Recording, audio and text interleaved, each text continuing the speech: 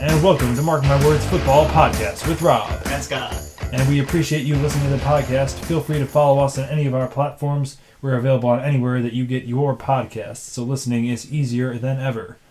And now we're going into the 17th week of the NFL season, and Scott has acclaimed another victory over me this week, and the Jaguars winning 2 games in 2 weeks after I bet they would only win 1, and that is $5. Oh, can't you hear that sound? Sound of a crisp $5 bill. Oh, so wonderful, isn't it? Yeah, enjoy yourself over there. Oh, I will. Well, I have to hand it to the Jaguars. They impressive victories there over Dallas at the end, pretty clutch, and over the Jets, even though they had Zach Wilson. But yeah, it was a good fair bet, and the Jaguars took advantage of it. And we will be talking more about Jacksonville. They're a pretty intriguing team, now sitting at the top of their division. But now we will first go into the Buffalo Bills as they took home the win last week, and now sit atop the AFC as the number 1 seed. Now the Bills continue to sit in the driver's seat to the top of the AFC with 2 games to go, and got a 35-13 victory over the Chicago Bears in what was a very cold and windy game in Chicago. Yes, Windy City. Despite getting 35 points, the Bills' offense didn't seem to be firing on all cylinders, with only 2 targets and 2 catches for Stephon Diggs this game. Although the running game looked just dominant, with both Singletary and Cook having over 100 yards each. Yeah, and surprising to see that Josh Allen only throwing for 172, and they were still able to dominate, winning by like 3 possessions here in this game.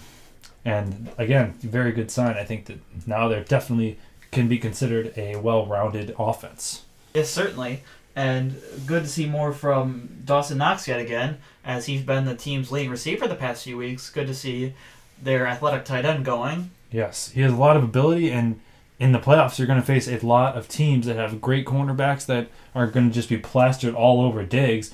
Diggs getting out to a really hot start to start the year, but since then he's kind of tailed off a little bit. They're going to need their guys like Dawson Knox, like Gabe Davis, to step up and have increased production. And I think they have been up to the challenge so far. Yeah, certainly that's going to be one of the biggest things for this Bills offense going into the postseason. Yes, because Diggs can still get open with these double coverages, but it might not be right away. Like a lot of the times Diggs is a first read, obviously as a number 1 receiver. He might be covered at first. So now Josh Allen's looking away, and maybe Diggs ends up getting open, but that might not be till later down the road. Yeah, and it's good to have guys where you're getting those mismatches and you can take advantage of it all day, just like they did in Kansas City last year with Gabriel Davis getting 4 touchdowns. Yes. And having that, like you said, Dawson Knox, if he can really get consistent here, which has been his main problem, I think he could be one of the elite tight ends, because when he's playing really well, he really has some nice moments, but he's got a lot of inconsistencies in his game. So if he's able to step up for this run, he could definitely be a force for this offense. I think so too. And that's been like one of the things that my Packers really can never get going, was a good tight end that's kind of stopped their offense. But I think in today's NFL, having a good tight end is essential to be a great offense, as you've seen with the Chiefs and Kelsey, and name it, the Ravens with the Andrews, the Patriots with the Gronk for so long. Yeah, man, good tight ends are so hard to find nowadays too. Yeah. Because they act kind of like a slot receiver almost. Yeah, definitely. Like underneath coverage when, you can always depend on them to get you some quick yards because they're so much bigger than everyone else. For sure. And having the extra athletic ones are even better for that when they're getting you the yards after catch. Yeah, like Andrews and Kelsey and all them, yeah. For sure. And so I think we're going to transition here to the Green Bay Packers taking home the Dolphins. So Bills beat the Dolphins up. Packers go ahead and beat the Dolphins up as well. And they didn't really beat them up, but they shut them out in the second half, just edging them out to get to 26-20 victory. Any thoughts from this particular game? Yeah, a really crazy ending there with a few picks right in a row by Tua Tagovailoa to help the Packers take this one home. Yeah, 3 picks on like the last 4 drives. And I find myself seeming to be a little bit more impressed with the Packers offense as of late as well. Yeah. As they've looked a lot closer to what they've been in the last few seasons as of late, and you see and wait to see if it's enough to get them into the playoffs.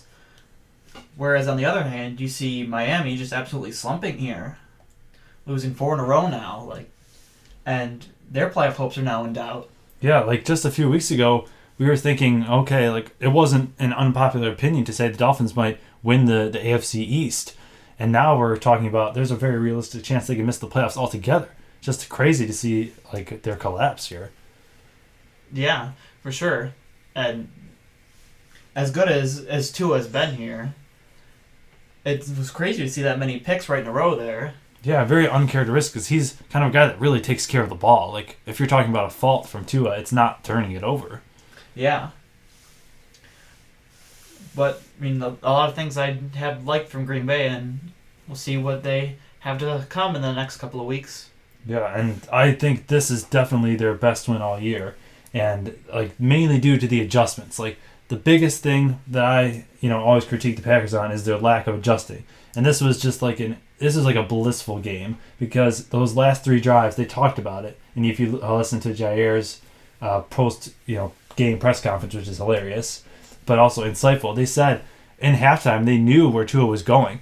They said he plans out all of his throws. So if you press the one guy and everyone sits back like Douglas did at the end, he then came off. They knew he was going to throw it to Waddle there, and it was so obvious. That's why all of Tua's picks looked like, what are you doing? It's because he made the decision that he was going to throw it there no matter what before the play even starts. Like that's why Tua is not an elite quarterback yet, because it's all pre-planned stuff. It's no improvising. Yeah, and that's worked for a lot of the season for them because of his very elite receivers. Yeah. But at some point, it could catch up to you. I was of the mind that I thought he would be just good enough to be able to overcome that, but maybe not. Yeah, I know. I think that he's got really good fundamentals. So I think, the injuries is the most concerning thing. He's had like so many concussions this year. But I wouldn't give up on him. I would think that he made a lot of good steps this year, and if he can just get better at improvising, that's really the next thing he has to work on. So if he puts his head down and works on it, he could definitely become a pretty good quarterback next year. I agree. But, as for the Packers, though, this is the best I've felt about them all year long. And that, they're still not playing great. There's still a lot of mistakes that you kind of leave you scratching your head. But they can definitely show that they can be a quick strike team, and they can come down, they're resilient, and they always put up a good fight.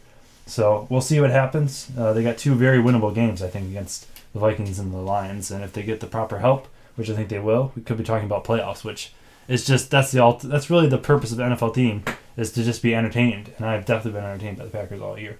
Definitely. And now we're going to go on to a third edition of our segment, Are You On Board?, where we discuss some of the most controversial teams and decide if we are on their bandwagon. All right, let's start this off. Are you on board? The Dallas Cowboys are coming off a win versus a very good Philadelphia defense where their offense looked unstoppable.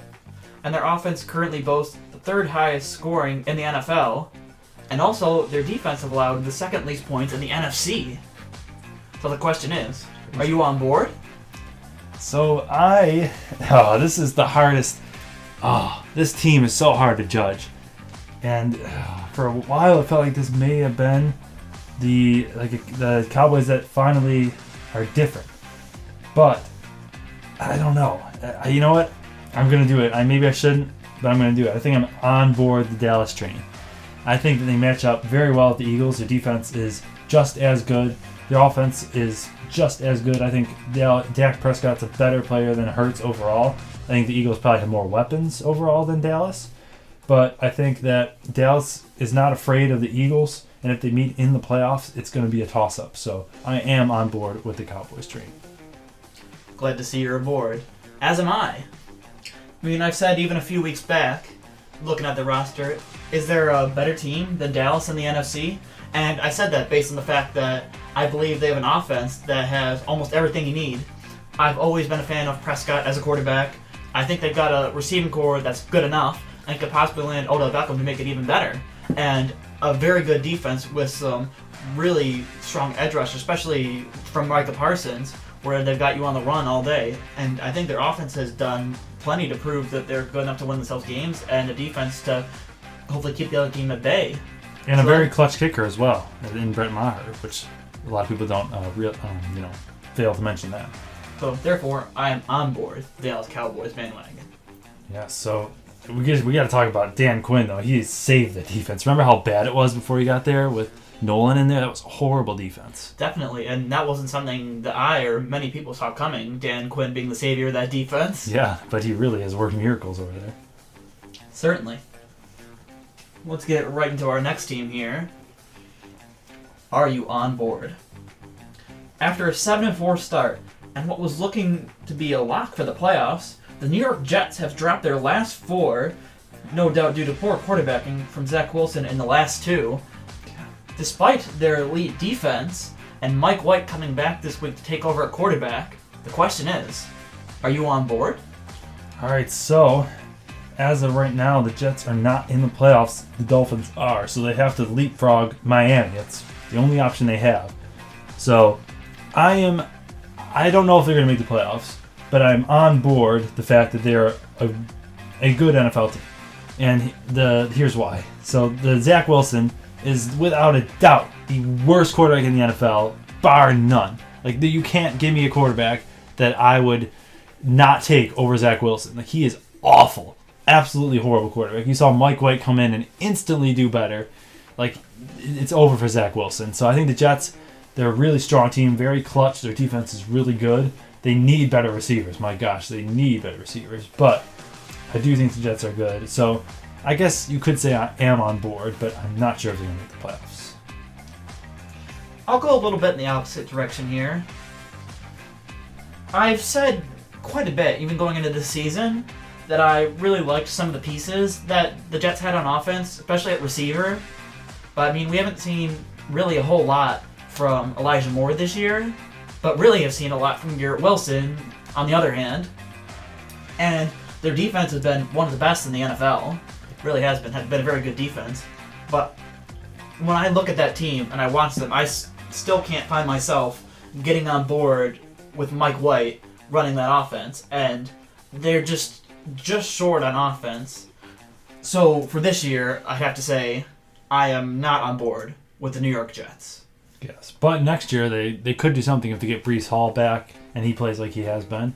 And maybe they get, like, Derek Carr at the quarterback. They could do something. Yeah, definitely. I mean, I'd say even with a full season of Mike White at quarterback instead of Zach Wilson, I still would not have been on board with this team. I would still have viewed them as a fringe team. I think they would have made it, though, if they had White in all year. Possibly, they could have. I could point to at least 2 games that Zach Wilson lost them. Yeah. And moving on to our third team.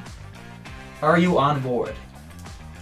The Pittsburgh Steelers have won 4 of their last 5 games to bring themselves 1 game back of 500 and currently are clinging on tight to some playoff hopes with what the machine says is, I believe, a 9% chance to get in. 2%. Oh, 2%. I'm sorry. 9 if they win. 9 if they win out? Yeah. So the question is, are you on board? So I am on board because I think the Steelers are going to win out. And before the year started, I said I predict the Steelers to be 9-8 because I said you don't bet against Tomlin, and I'm still standing by them, sticking to my guns. And they're a different team when T.J. Watt's in there. They're like 6-2 with Watt this year, so I think they win out. We'll see if they get the help, just like the Jets. We'll see if they're able to make it. But I think the Steelers are a team that nobody wants to face right now because their defense is scary good, and their offense has been a lot better in recent weeks. So I am on board the Steelers train. Myself, I'd have to definitely pump the brakes on this one. The eye test definitely seems to say that the Steelers' offense has been better, but looking at their stats, it really hasn't been in terms of points. Still averaging only 17 as a whole this year, and still 17 in their last 3. I mean, it's looked a little better getting the connection between Pickett and Pickens as this season has progressed. But I mean, one of my very first mark my words this year was that Pittsburgh would have a losing record, and I still stick by that, and I still stick by the fact that I don't think they're a very good team, and I disagree with the fact that nobody wants to play them right now. I think a lot of the high-powered offenses in the AFC would take them right now. Really? And therefore, I am not on board the Pittsburgh Steelers bandwagon. I think they would give any team a really good fight right now. Like, their defense is really good. They lost to the Bengals, but it was only by 7. They lost to the Ravens by 2. Like, That's a Tyler Huntley led Ravens, though. Yeah, that's true, but I don't know. Something about hard-nosed Steeler football that it just works this time of year. That is true. They've been very good for a long time. Yeah. And there's one more for us here. Let's get into that. Are you on board? An insane year so far from the Green Bay Packers.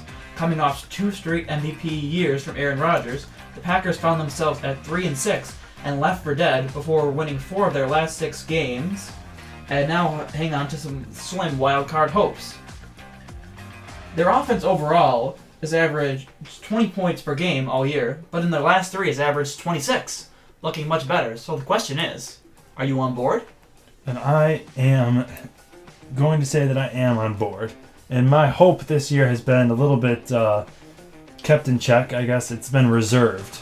Because I always felt a little bit optimistic, right? Even when they were 3-6, I felt like, okay, we could still get things going here because you never know what could happen when you have an elite quarterback like Rodgers, who is still a very good quarterback, even though he's had a down year. But I think the momentum is on their side. They believe they can win every game here on out. And this year, what has been different about them from other years is they're resilient. Every game, they never give up. They're always going to fight to the last breath. And I think they're going to win out. They got 2 divisional games in Lambeau. So I'm on board the Packers. And if they make it, watch out because they can make a run in this NFC, which is wild. I kind of went back and forth on this one, but I do feel like I stuck in there a lot longer than a lot of people did for the Packers early in the year when they started that losing streak. And I do have a lot of belief in Aaron Rodgers and looked like a much better offense as of late. How their receivers have come along with Christian Watson and Romeo Doubs, and their weapons in the backfield with Aaron Jones and A.J. Dillon. And I feel like because of that, I'm on board the Packers bandwagon here. And as a fan, I hope to see them in the playoffs over a team like the Giants or the Commanders because I believe they're a more fun team to watch and are actually a better team overall. Yeah. And like, what's better for the NFL? It's definitely the Packers getting in. Do you really want the Commanders kind of stumbling in and they're boring? And that's not what anyone wants to see. That nobody wants to see that. And having a 13-16 game with the Vikings or something. Yeah, like ugh. Instead, we could get Green Bay Vikings. It's the second game in 2 weeks in the wild card. That would be awesome. Yeah, that'd be a much more fun matchup for me to watch personally. And I feel like for those reasons, I'm on board the Packers bandwagon. Yeah. And another big mention is the special teams have gotten so much better. Like you saw it again last week with Nixon's 90-yard kickoff return. Like this guy is just invigorating the offense to where they're having short fields every single drive. Like they're kicking away from him, and I think that really adds a boost to the team. So like when your guy is able to get out to the 30, 40-yard line, that just it gives your whole team an energy that when they're coming into the drive, like anything is possible. So I think just the right things are happening at the right times right now. And we've seen this before, with the whole relax year and then the run the table year. We've seen the Packers get down and come back and make a run. So I do believe that definitely can happen again. And from that was the 3rd edition of Are You On Board? And we will transition to our game picks for Week 17. And we both had very respectable weeks last week, with me going 13-3 and Scott going 11-5. Making us at a 1-game differential on the year. Scott with 137 games predicted right, and me at 136. So 2 weeks left. Anyone could take the victory here. It's going to be a fun one here. Yes. And we started off with the Thursday night game between the Dallas Cowboys and the Tennessee Titans. And for the Titans, it will be Joshua Dobbs, third-string quarterback, starting. Who do you have taking the victory? I have the Cowboys in this one, and I don't think it will be close because of that. Yes. Cowboys have been in some close games recently against the Texans, the Jaguars, and the Eagles. And maybe they're a team that scares you a little bit, but they should have no problem taking care of the Titans this week. I agree. Then we have the Arizona Cardinals and the Atlanta Falcons, possibly the 2 worst teams in the NFL. And this is a horrible, mark my words. I had the Falcons winning the division. And since then, I think they've only won 1 more game. And they've been like 1-5. So despite that, I do think they're better, slightly better than the Cardinals, and will win this game. I also have the Falcons winning in this one, and for similar reasons. Although I did waffle a little bit, as Colt McCoy led Cardinals offense hasn't been maybe quite as bad as I originally may thought, and they do have a couple good receivers, but I will have the Falcons winning as well. Yes. And then we have the Chicago Bears against the Detroit Lions, and the Lions just breaking our hearts last week, losing to the Panthers. I do think they will take care of the Bears here. Yeah, I will pick the Lions as well. Yeah, I couldn't believe them. I had the Lions in almost every single parlay I had. Probably 4 or 5 times I had the Lions. And I found myself just yelling at the TV or my phone, just watching the play-by-play of that game go on. It's like, come on, guys, you got to have this. It's Carolina. You're supposed to be good. You've got a good offense. So what is going on here? But that cast aside, I do believe this game probably is a lot more exciting than maybe it looked at the beginning of the year. With Chicago, although at 3-12, has been much more fun as of late with Justin Fields looking better. And Detroit having a pretty good offense this year. Yeah. Arguably the best in the league from Detroit. So, yes, should definitely be an exciting game with playoff implications for the Lions. And then we have the Denver Broncos facing the Kansas City Chiefs. And the Broncos firing Nathaniel Hackett. Well-deserved, I think, although it's equally at fault as it was Wilson's. They're a dumpster fire, and I'm going to pick the Chiefs here without much thought. Yeah, I'll pick the Chiefs as well. Yeah, Denver has just been horrible. Well, just a horrible, horrible regime, and just everything that happened this summer that could have gone wrong has gone wrong from them. Yeah. But fortunately for them, they could get out of Nathaniel Hackett. Unfortunately for them, they seem like they'll be stuck with Russell Wilson for a long, long time. Yeah. Unless they can figure out some kind of package of picks to make a trade similar to what the Rams did with Jared Goff, which would probably cost them multiple first and second round picks to get Wilson out of Denver. Yeah. But for this season, they can't even cut him or trade him because they couldn't even have enough money, I think, to pay every guy the minimum on their roster. They literally they have to play him next year. It's just crazy, crazy dead cap hit for next year. Yeah. So, horrible situation there. But then we transition to the Dolphins and the Patriots. Very interesting game. Both of these teams, they got to have this game. It's in Foxborough, and Tua will not be playing. Who do you have taking this game? I have the Dolphins winning in this one. And I will go with the New England Patriots to take home the victory. I just think that the Patriots are not that good, but the Dolphins without Tua, it's going to be very mediocre, and the Patriots are going to stop the run, and they're going to force Bridgewater to throw, and I think they'll be able to get an edgy victory. I've always believed this season that the Patriots are not as good as their record shows. Really dislike the Patriots offense in general. And I do believe that as a backup quarterback, Teddy Bridgewater is about the best you can get. And with those receivers in Miami, they're going to be able to give him enough for the Dolphins to edge out a win over New England.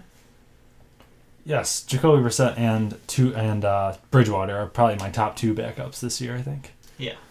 I mean, Brissett, to be honest, he looks better than Watson. Yeah, he kind of has been. But then you got the Colts and the Giants, and poor Matt Ryan doesn't get a fighting chance here, as I think they're benching him once again for Foles. Yeah. And Colts are just they're done. I'm going to take the Giants here. I'll take the Giants as well, and I can't believe that decision to keep Nick Foles in that again. He looked just awful this week on Monday Night Football. I cannot believe they're putting him back in. Sometimes it takes a little bit of time. You have to stick with Matt Ryan, I think. Think about it. He comes in to Frank Reich, who isn't that good. He's learning a new system already. Okay, he gets fired, and then you bring in Jeff Saturday. So now he's got to learn Saturday's system, and now you're benching Ryan because he's not getting it. Come on, give the guy a chance. Yeah, it's just completely unfair, and it's probably the end of his career, which sucks because I always liked Matt Ryan, but that just really sucks for the Colts. And this game seemed to be for the Giants to just about lock up a playoff spot of their own. Yeah, if they win, they're in. No ifs, ands, or buts. Everything's in front of them. They just got to win one of the last 2. And I think they will, because Daboll is a much better coach than Saturday. Yes. And then you got the New Orleans Saints against the Philadelphia Eagles. Will Hurts play? Will he not? For me, it doesn't really matter too much, because I think Minshew is more than capable, so I think the Eagles will take home the win. As do I. Yeah, Minshew showed that he definitely has enough to do what it takes to keep the Eagles' offense afloat. And again, it's proven that he's a very good backup and should probably get some consideration as a starter next year. Yeah. And a Saints team that, how many weeks am I going to have to say this? Why are you still trotting out Andy Dalton? Although at this point, it doesn't seem to matter anymore, Yeah. as they've let that go on far too long. And Saints, not that good of a team. No. Had some potential, but are not that good. No, they could still make the playoffs though if the Panthers win. Yeah. But which leads us into Panthers against Buccaneers, and this is going to be the most boring game of the week. I'll take the Buccaneers here to win this because I'm trusting Tom Brady over Darnold all day. Yeah, as will I, but something about me still wanted to almost pick the Panthers, as the Panthers did beat the Buccaneers not long ago. Yeah, I think Steve Wilkes should get that job. He's done a pretty good job with like an absolute dumpster fire. Yeah, it seems that every time the Panthers win, I've picked against them. Yeah. Or had some kind of bets and everything against them. So the Panthers have done better than maybe they should.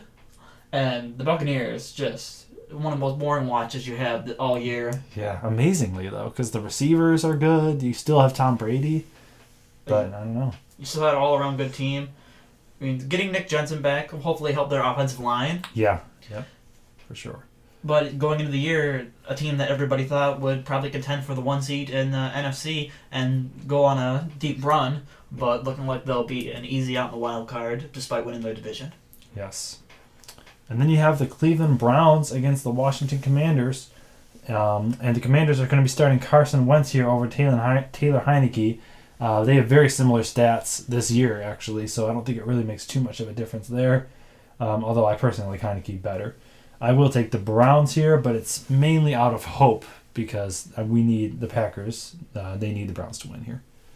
I'll take the Browns as well, and also partially due to the fact that they're starting Carson Wentz, and I believe he's going to throw a couple of picks in this game. Yeah, as he always does. Yeah, and that Deshaun Watson can maybe look a little better now, and Nick Chubb and Watson can help carry the Browns to a victory over the Commanders.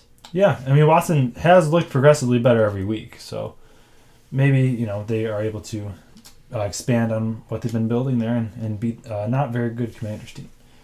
And then we have the Jacksonville Jaguars and the Houston Texans.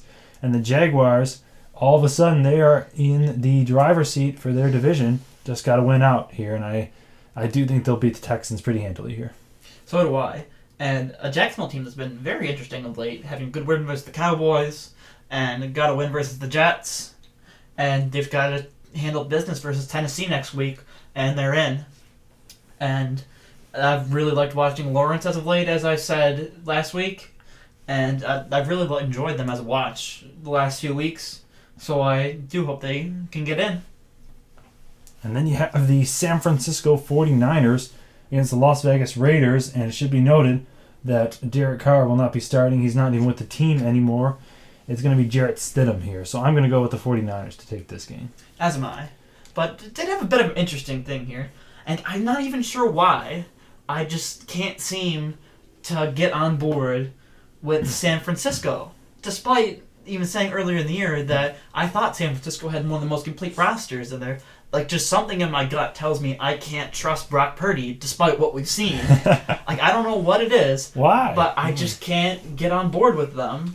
I'm telling you what, it's going to hurt you, but he's better than Trey Lance. I mean, I don't believe we've seen enough of either of them to make that kind of we've seen more. statement. We've seen more of no comment. We've seen more. We've seen more of Brock Purdy, and he's led them to all wins since he's got there. Yeah, but I'm not sure what it's been. But I've just got this gut feeling that he's gonna drag them down at some point. I mean, to me, it's just they're so good. It really doesn't matter. Like, because with Jimmy Garoppolo, he was just a game manager, and they still were a really good team. Yes, that's true. So I think they even have more big play opportunities with Brock Purdy in there as opposed to Garoppolo. As long as he doesn't make a boneheaded decision, which it doesn't look like he's that type of player, they think they should be fine. But anyways, the 49ers, one of my least favorite teams. Hopefully the Packers don't face them in the playoffs because that's one team I'm not confident that we can beat. We have the New York Jets and the Seattle Seahawks. Seattle was... Man, they were really in the driver's seat for the wild card spot, but similar to Miami, they just have really gone on a bad losing streak. Do you think they are able to get back on track against New York? I do. I have them winning over the Jets this week. And I will have the Jets edging them out with Mike White. I think they'll get a mental boost, and they should just edge Seattle. Yeah, and this is going to be a game I'm going to be paying a lot of attention to, as I could really see it going either way. Because, Geno Smith had quite a year. really coming out of nowhere to lead them to a good offense this year and having a lot of good stats. And Metcalf having a pretty good year.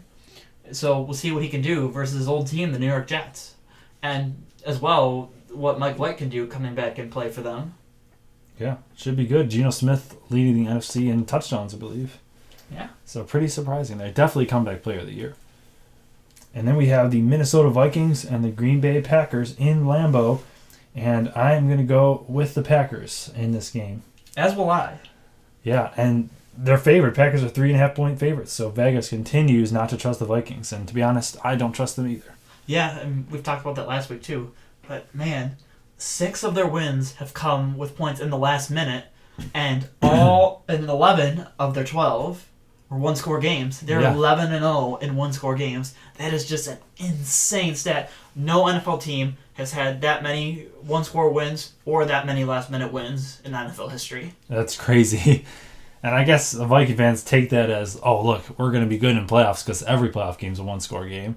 But I kind of take it as, your luck's going to run out at some point. Yeah, I agree with that. And the Packers, the last 4 games, they have not allowed a single fourth-quarter point. So impressive. Yes, I think that helps them in this game. Then we have the Los Angeles Rams against the Los Angeles Chargers. And Baker Mayfield leading the Rams to a 51-point game against the Broncos here. I'm actually going to pick the Rams to win this game just because it's the Chargers. They don't really have anything to play for here because they're already in. So, I don't know. Maybe that's my upset pick of the week, I guess.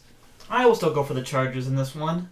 But, I mean, yeah, the Rams, definitely a very impressive game on Christmas Day. And me with a horrible take that I didn't think the game would go over 25 points in total. Yeah. That was a bad take. But yeah. I am definitely very happy the Chargers were able to piece together some good wins here at the end because I believe that the NFL and the playoffs are a much better team with Justin Herbert and the Chargers in it.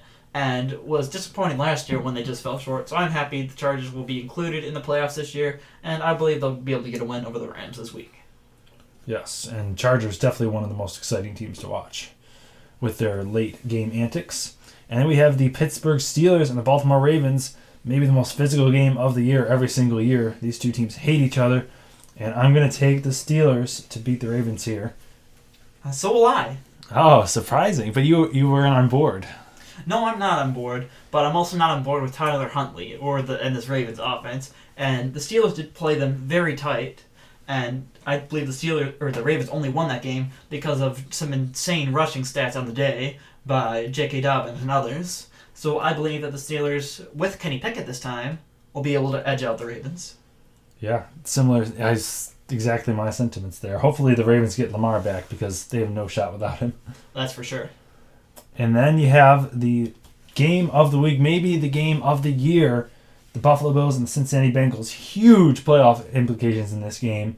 Who do you think takes home the victory? I have the Bills winning in this one.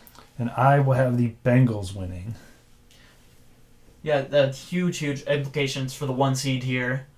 And it should be a very exciting game. And many fantasy championships are going to come down to this night as well. Yes, including ours. Yes. One of my teams is in the championship that has Joe Burrow and Stephon Diggs.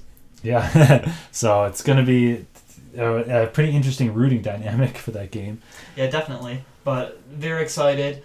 And really, for me, has very similar vibes to the playoffs last year, especially going into Kansas City. Yeah, this feels like a playoff game. Just the atmosphere. Like, it feels like playoffs. Yeah, very excited for this one. And can't wait to see what happens between two high-flying offenses. Yes, and it's almost as close to as a toss-up as you can get. The Bills are like 1-point favorites. So yeah, for sure. Yeah. Good. I'm just going to sit back and enjoy the show on this one. And that concludes our Week 17 picks. And now Scott is going to go ahead and give you his parlay of the week. Last week we came so close, going 2-3, but the Lions became my downfall last week. That made me fall one leg short. This week we're going a little crazy. We're going back and we're going to pick all underdogs this week in this one. We've got the Browns, the Dolphins, and the Seahawks. The Browns underdogs at 1.5, Dolphins at 2.5, and Seahawks at 1.5. I believe we'll all take their games this week. I think I picked against two of those teams in mine. Yes, you did. Yeah. Should be interesting. That's probably a good sign, though, on your part. because I have not been up to my usual standard here in Pick'em. But that concludes our segment for this week, Mark My Words Football Podcast. So hopefully you all had a happy holiday. We're going to go into the final stretch of the regular season here. A lot on the line for a lot of teams. And it feels like playoffs are right around the corner. The most exciting time of the NFL year is coming up. And this has been Mark My Words Football Podcast with Rob. Thanks, guys. And we are tuned